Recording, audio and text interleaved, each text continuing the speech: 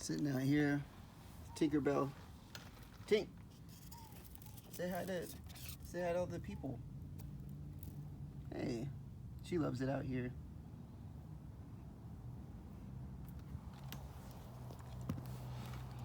I was letting her outside by herself for a while, and just I would leave the door cracked so she could come in and go as much as she wanted. But she had a standoff with another cat twice within a few days, and the first day she chased it over the fence. The second day, she chased it up onto the roof, or she chased it. She was up on top of the fence right there, and she was trying to get up on the roof, and she's a big cat. She's kind of she's a husky little girl. And I was surprised that she can get up on that fence, but she can. But she was kind of struggling to stay balanced. Like, I could tell she's not a graceful cat. She's a very clumsy, probably the clumsiest cat that I've ever had or seen. Just like me. We're a good match. I'm thankful for Tinkerbell, I really am. Since I split up with the woman I was living with and that I was with for a few years, she had her cat, Lex, which are in earlier videos. I've uploaded videos of both of them, and you can see interactions. They really didn't like each other, and Tinkerbell was always going after her, and I was always having to be like, no, stop it, and like always bopping her on the face, just always bopping her. And so I was irritated with her a lot more how we were living at that point. And now that the other cat is gone, me and Tink have a much better relationship because she still does things to get on my nerves a little bit, but it's generally, she's much happier being the only cat and just having her and me.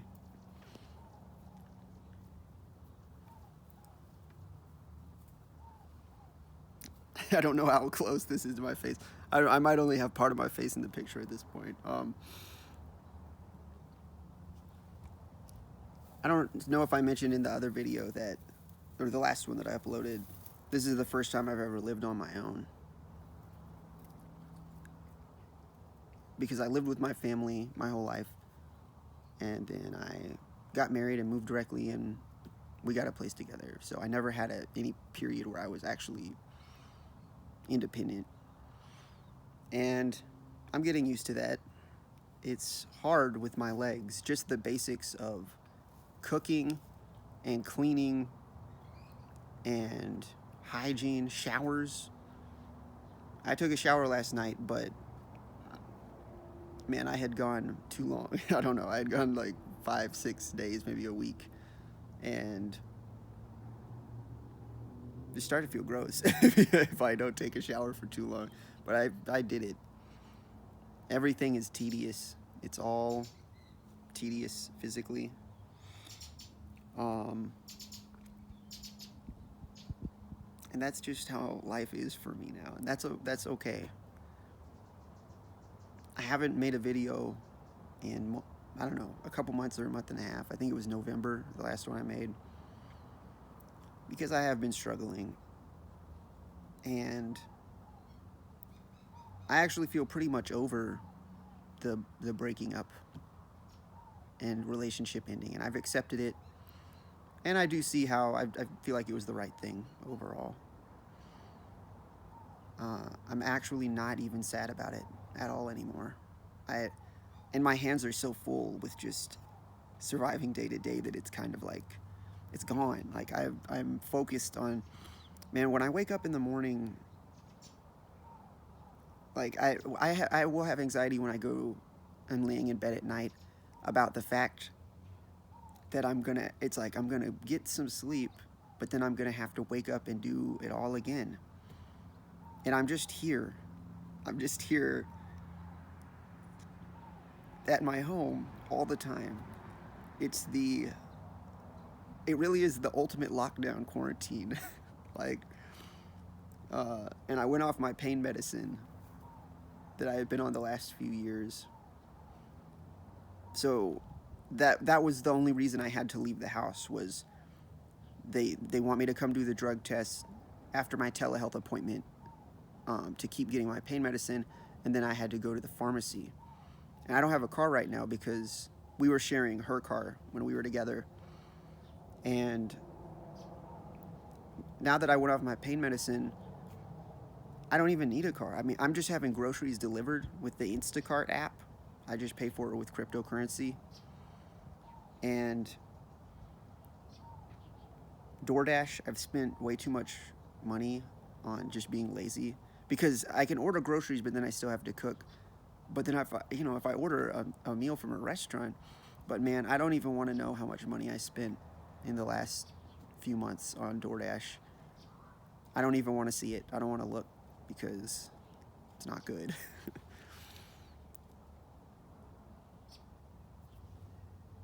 All right, I'm just making sure that it actually is recording. I've had that happen before, where I'll sit there and talk for 15 or 20 minutes, and then I look and I wasn't recording, and I'm like, and then I don't feel like going through all of it again at that point. I'm like, oh, I'll take a break, and maybe I don't end up coming back to it.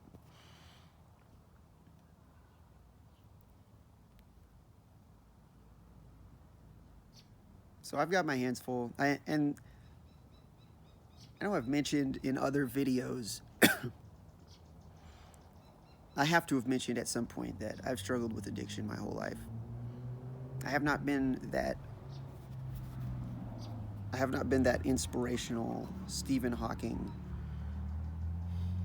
disabled person who just overcomes it and succeeds in the system and becomes financially and academically successful and respected by the system and the media.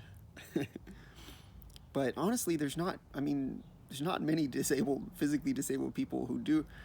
Stephen Hawking, they kind of put him on a pedestal and then ignored anyone else. It's like, well, if you can figure out a black hole and you're disabled, then that's what makes you special. But I'm just an addict. I have been since I was 17, and I'm 27, like 27 and a half now. And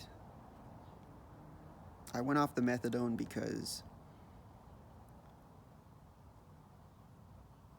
it was just making me numb. And my back, I felt like I was trapped on it for the last couple of years, because my back was hurting so bad that I actually couldn't sleep. I couldn't sleep without it. Tylenol, lower, over-the-counter pain medicine didn't cut it. Medical marijuana wasn't helping enough. And I felt trapped on it. And methadone, when I was 17 and I got started on hydrocodone and oxycodone, those made me feel euphoric and actually high and like, oh, so good. And all of my negative emotions that I wanted to escape from, it provided a tip for, 2 or 3 hours. Just sit there and feel good and happy and at peace with oxycodone. And methadone, a couple of years ago, it kind of clicked that methadone had like the tiniest little bit, like maybe 5% of the euphoria. And so I actually did, but it's mostly, it doesn't make me feel good or high as much as it just makes me feel numb. Just like completely out of it and emotionally disconnected from reality, other people, because it's a hard, methadone is one of the strongest opiates, just up under fentanyl, really. And fentanyl goes to a whole other league. Like fentanyl is probably, 50 times, 100 times stronger, but methadone is about the strongest opiate that a person can be on. And so in the last few months, this is something that I'm trying to be proud of and give myself credit for, because it's very easy being alone here all the time to ruminate about all of the mistakes I've made. And man, if I made a video someday actually going into detail about the series of mistakes and the it would be comical almost, in a dark way, like. And I'm not talking about mistakes like, oh, I embarrassed myself. I'm talking about hurting people that I cared about and being irresponsible in all these ways. Now, the reason I can't make that video is because it would get into sharing a lot of personal stuff from the past and painful stuff that happened between me and friends and family, and that's between me and them. You know, I don't. I try to have a balance between. I'm fine sharing my story, but then it's not my place to go and air everybody else's story. That if they want to share their story, that's fine. But I've made so many mistakes, and it's easy to get caught up on and beat myself up about. I've been struggling with that. Going off the methadone, and I went through withdrawal pretty bad for like 8 or 9 days, just sneezing and runny nose constantly. And I still have, my nose is still a little kind of more runny than it was. So I don't know, it's been like 2.5 weeks maybe that I've been off of it. And the reason I was able to go off of it though, and the reason I'm actually able to sleep now and that my back pain is not as bad is because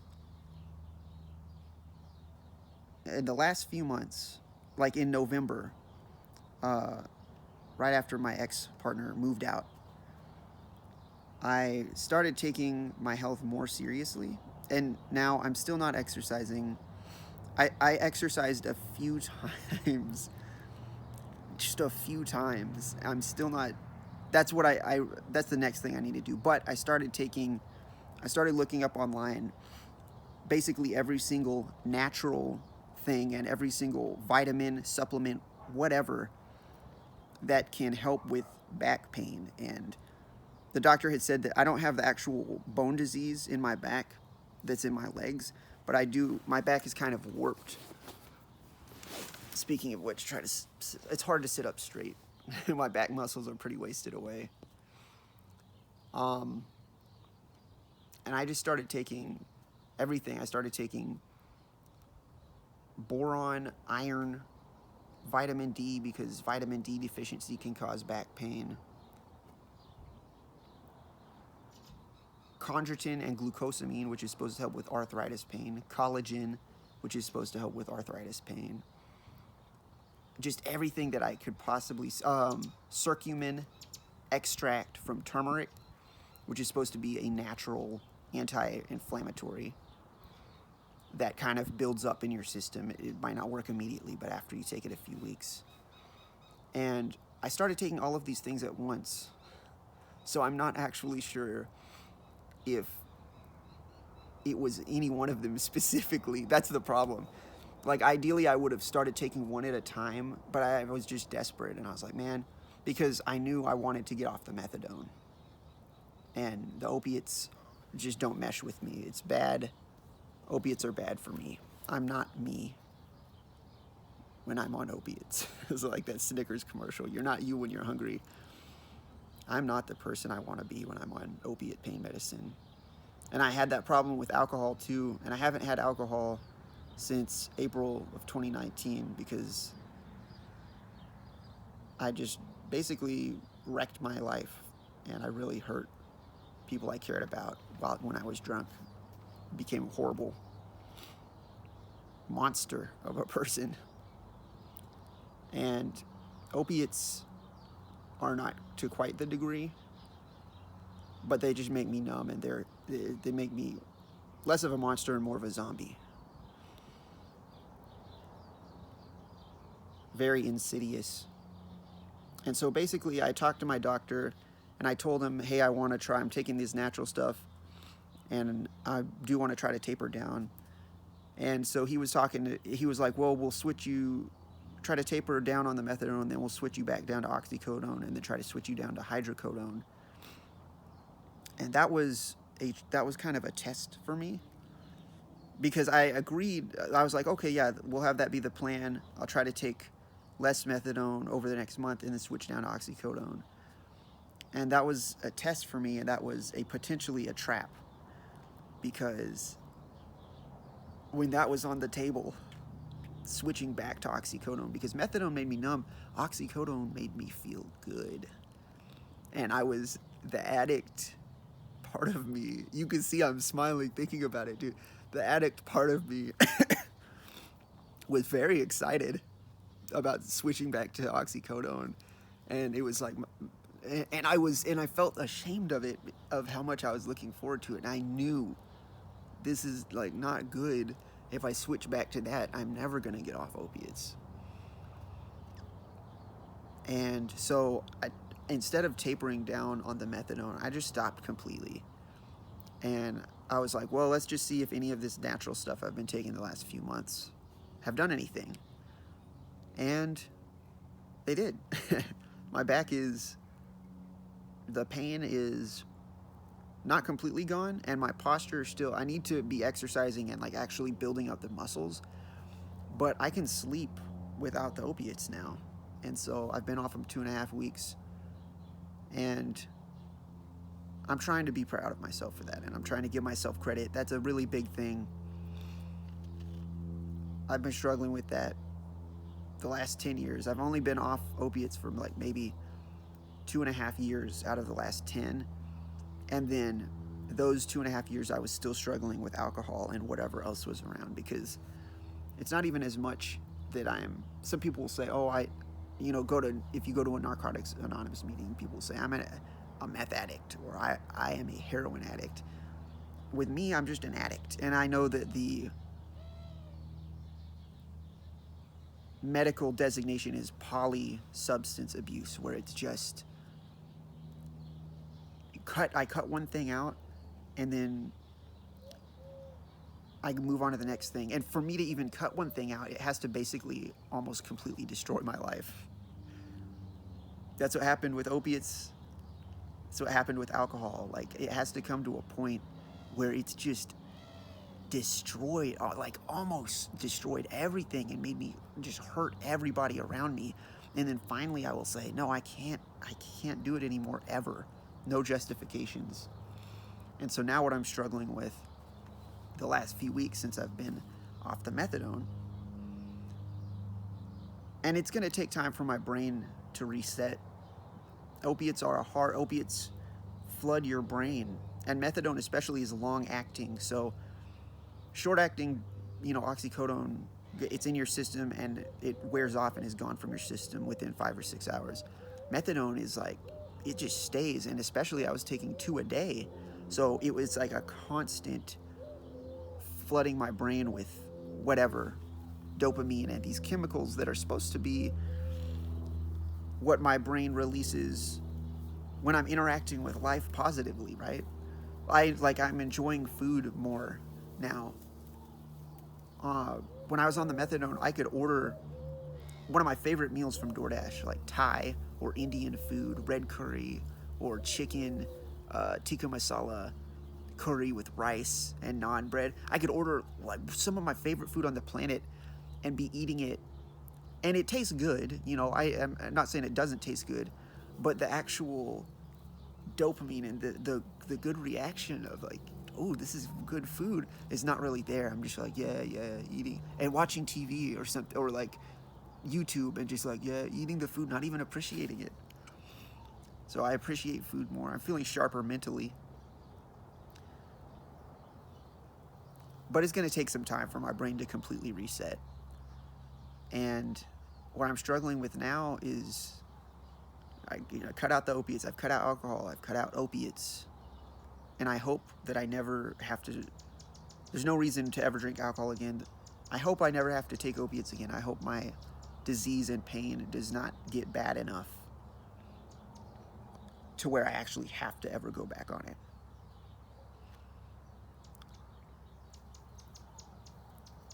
And now I'm struggling with the smaller things that don't seem like such a big deal, like this phone. I'm staring at the back of this phone. I'm staring into the lens, making a video and talking to you right now. But if I was not making this video right now, I would probably be staring at the screen of this phone. Either that or my laptop, or it'll be, I mean, it's crazy, the technological and social media and video, TV, entertainment, and then cryptocurrencies are this obsessive thing for me too that's not actually healthy. And I'll be sitting there with the television on, some random thing that I'm not even interested in, like some Amazon show or Hulu, just something to have in the background. I don't even care about it. And then I'll have my laptop up with cryptocurrencies and with like 100 tabs open that I just go back and forth, and I'm checking all these different tabs.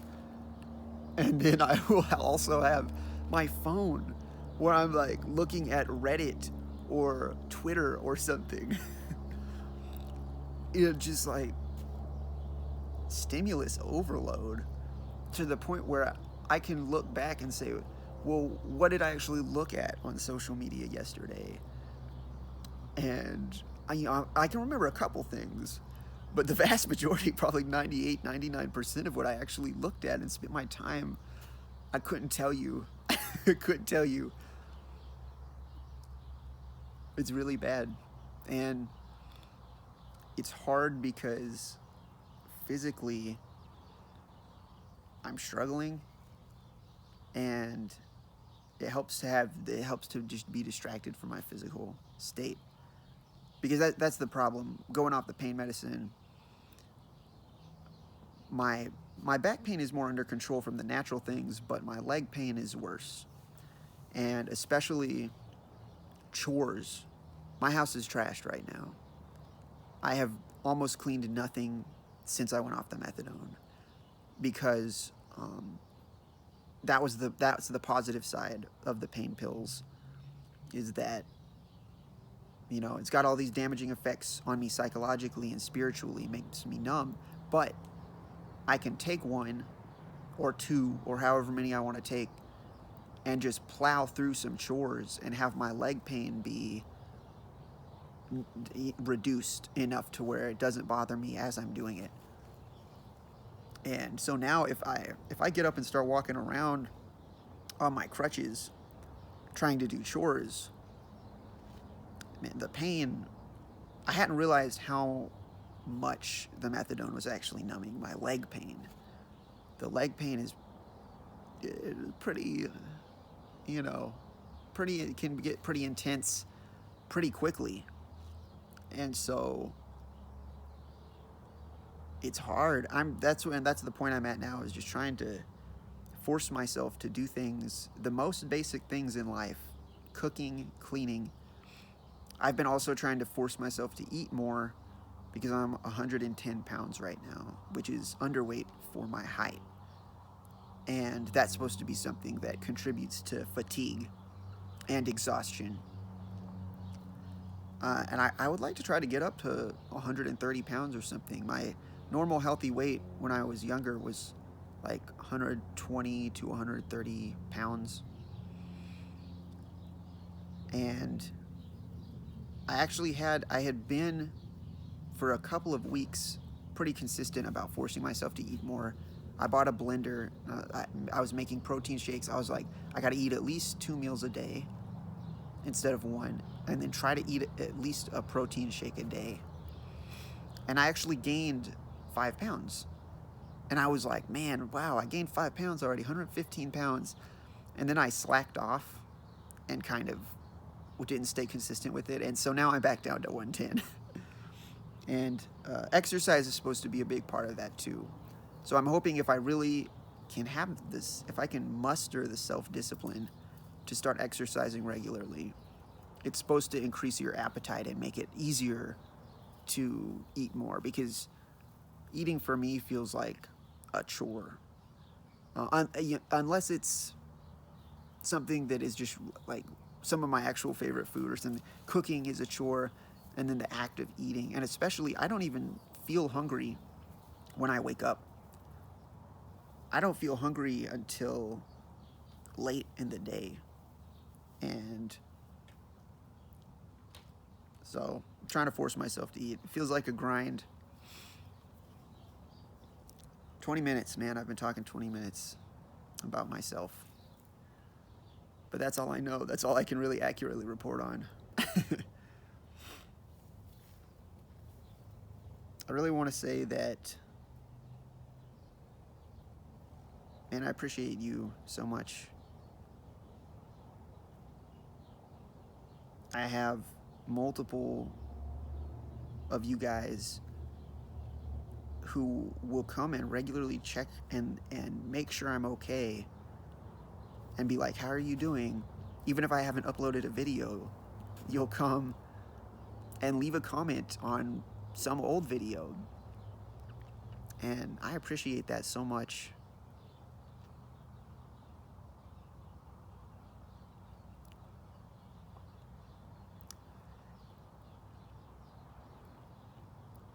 It really means a lot to me.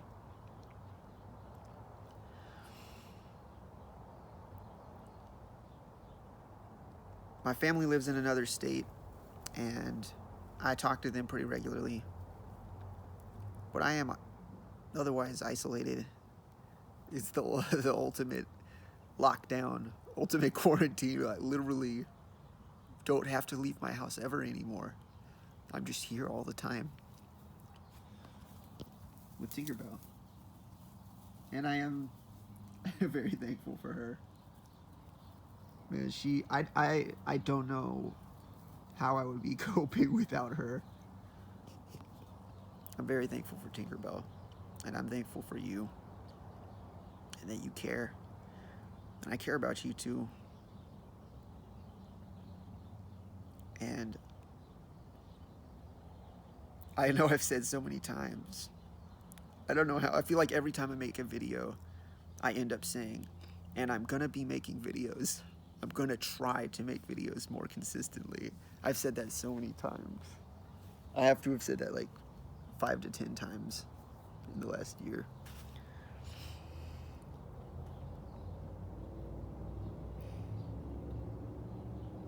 And, you know, I'm not, this is not like entertaining content, and I'm aware of that. And that's the whole point of the channel, was never to entertain. It is just to be honest about where I'm at and my story, and to share and connect with you. And if you leave a comment and you share something about your life and I can talk to you, that was the whole point of it. And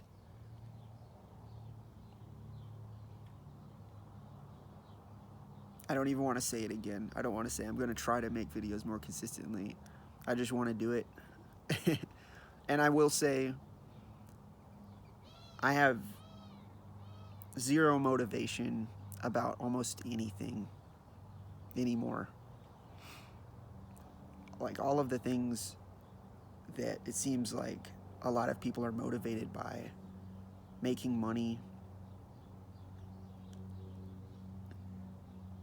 being rich, there's nothing I care zero about it. I have enough money to live on right now for maybe the next few years with my savings, and I don't know what happens after that. And it feels kind of almost pointless to even anticipate with the way the world is right now. It feels like pointless to even be planning anything, because things seem so up in the air on a global scale that I don't know what the world is going to look like a year from now. So there are the, self-help gurus and these finance guys on YouTube who are like, start a business and learn a skill and learn how to code, or, and I could be doing that, but I have no motivation for it. And even entertainment, all the stuff I had been doing on methadone, like watching TV or playing video games, and even social media, now that I'm not on the methadone, it's not as enjoyable. And I'm very self-aware of when I'm wasting my time. But at the same time, I'll be like, well, what should I be doing with my time? Okay, I'm wasting my time, but what should I? What? And the truth is that making these videos and talking to you and just being here with you and just hanging on. I'm not one of the, I'm not like the I'm not the inspirational disabled guy who's like, I conquered everything and I'm here to tell you how. And I'm here to, I've written, you know, the guide. It's like, no, I'm just barely holding on myself. And I know a lot of people feel like that. And I know as someone barely holding on, and just all of my motivation and willpower is concentrated on just holding on right now and getting out of bed in the morning and forcing myself to eat even when it seems pointless. Like, why eat? Because it keeps me alive, but why?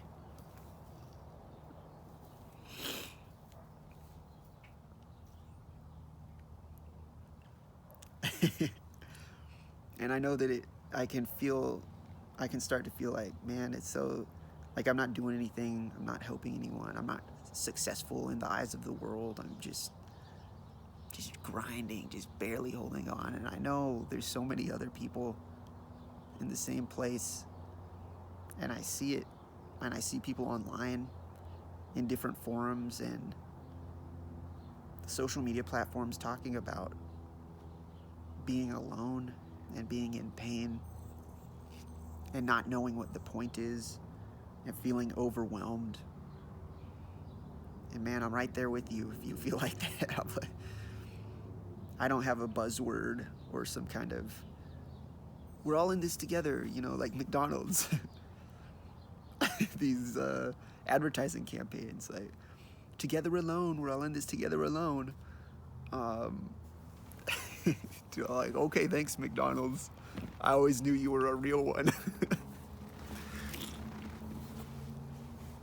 It's so empty, man. These corporations. It's disgusting. I hate it. These ads where a corporation will be like, we're in this together. In an ad. They're advertising their product. They want you to spend money on their product that 9 times out of 10 is bad for you.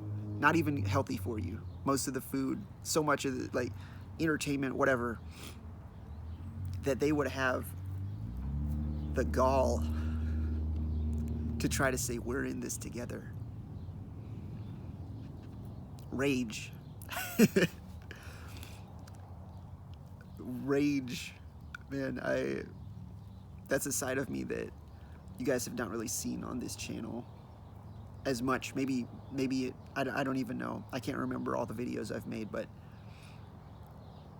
there is a real rage and anger at the fakeness and the manipulation and the soullessness of the politics, media, corporate,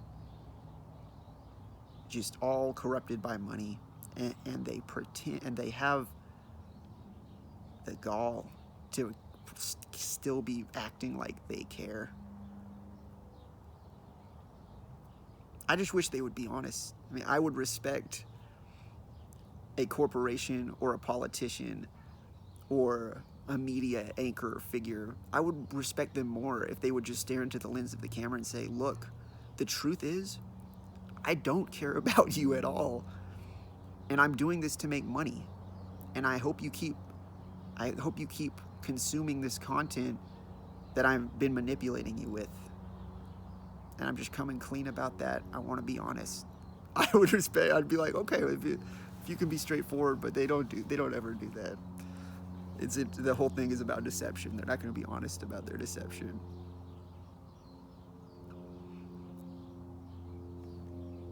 "30 minutes, man. This is a long one. I know I shouldn't feel self-conscious about how long, because it's like I'm just talking and whatever. And you can skip through it. Please feel free if you see that I've uploaded a video and you kind of want to get the gist, but you don't want to commit. Feel free to skip through it, or if you're just checking on me and you just you don't even have to watch the video. If you see that I've uploaded the video and you're like, oh, he's still around. And any of you guys, if you have a channel, I've said this in earlier in, like, at the beginning of 2020, if you have either a YouTube channel or any kind of art or any kind of expression period that you want to share with me, let me know. And I really appreciate you. And I'm doing all right, and I'm hanging on. And if you're watching this, it means that you are hanging on and that you have had the strength to hang on up to this point. And even if you feel like you're in a low place, I am also in a low place. Right now, in this exact moment, I don't feel like I am, because I'm talking to you and I feel like these videos are something I'm supposed to do that I've been putting off. But I have basically the last few months, and really the last couple of years, I haven't been doing great. So, man, my lips are chapped. That's another thing I'm trying to do, drink more water. I know hydration is this critical, basic thing. I can see the reflection in the back of my phone. It's terrible. Oh my goodness. There's so many things I'm trying to keep in my mind. Like, I gotta drink enough water. I have to count my calories. I gotta exercise. I gotta clean up. I gotta take care of my hygiene. I gotta keep Tinkerbell alive. I gotta feed her. I gotta clean her litter box. I need to change her litter out completely. It's nasty. It smells bad. Honestly, it smells bad in my house. And it's like, I'm able to live with it because I can't actually smell it after a while.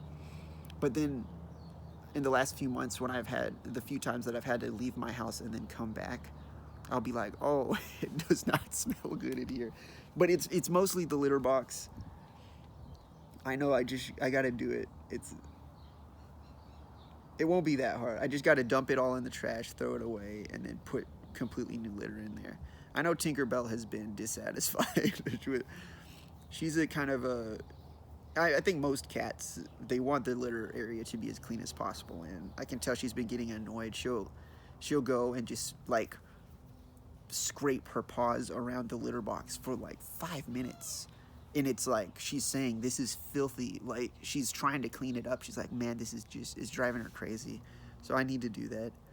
I'm gonna try to get my house clean. I would like to be live streaming, but you have to have 1,000 subscribers on YouTube to live stream from your phone. Now, I could live stream from my computer. I just need to get a webcam and like a mic.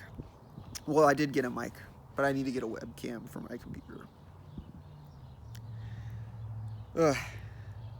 So I guess that's about it for today, and kind of caught you up with where I'm at, and please let me know how you're doing.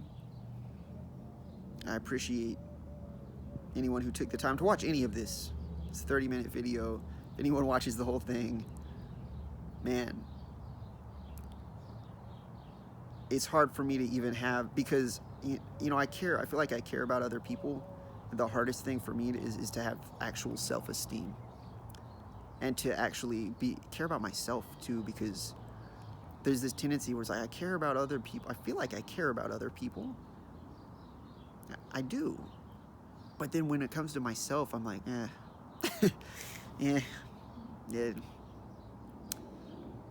But I'm trying to be easier on myself and forgive myself for just the comical series of just tragedy, dude. Just tragic mistakes.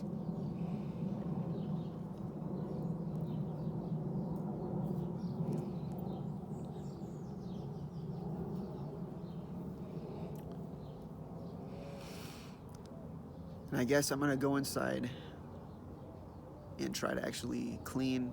I'm gonna try to force myself to exercise. Oh, there was the last thing that I wanted to say is that I want to change my channel name. So I'm going to change it to Viral Challenge Selfie. And I feel like, I mean, I don't have to go completely into like every reason I'm changing the channel, but live reaction was a period I was at, and I had another channel called Ideological Selfie, and I feel like it's a new stage. Like live reaction, it was kind of a joke about, because people will do YouTube videos where they're reacting to other content, where they're reacting to a movie or a song or video games or something. And so that was kind of my thing, my joke that I thought was a little, live reaction selfie, or like I'm reacting just to my own life, just reacting to reality. Like everyone is. Everybody is inherently live reaction. It's always alive. As long as you're alive, it's a live reaction. But I'm changing it to Viral Challenge Selfie because I feel like live reaction is kind of passive, right? Like, oh, I'm reacting to the things that are happening. But Viral Challenge is more about, it's not passive and just reacting to external things. It's about actually implementing and actually trying to challenge myself and being active instead of passive. And then also just the whole global narrative right now, the virus, man, the viral challenge. So I'm gonna change my channel name, and Viral Challenge Selfie is the new channel name for now. And maybe I'll change it again sometime in the next few years, but I'm not gonna make a new channel again because I kind of feel bad that I ever did that, in a way. I started my channel Ideological Selfie, and my family knew about it.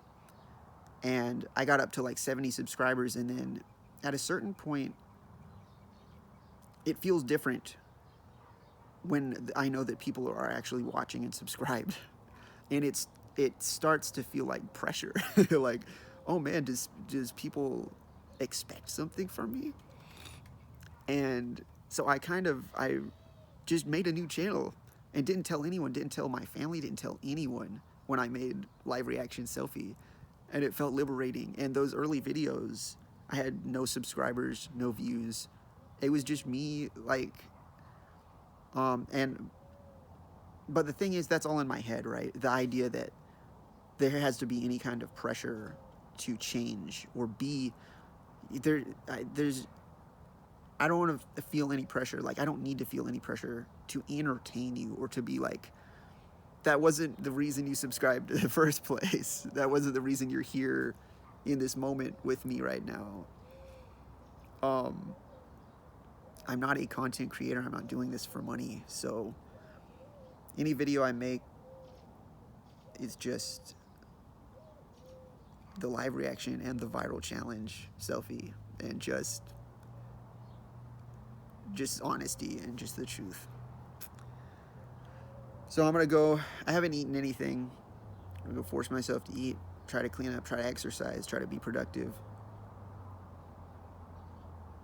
If you believe in God, pray for me that I will have the discipline. Pray for me to have more than anything else. Pray for me to have actual discipline and self-control. And let me know if you want me to pray for you about anything specifically. I do pray for people in general in the world and everybody who's struggling, but I think praying specifically matters. So if you have anything specifically, I will. Just let me know. And I hope you're doing well. Sun's starting to kind of go down.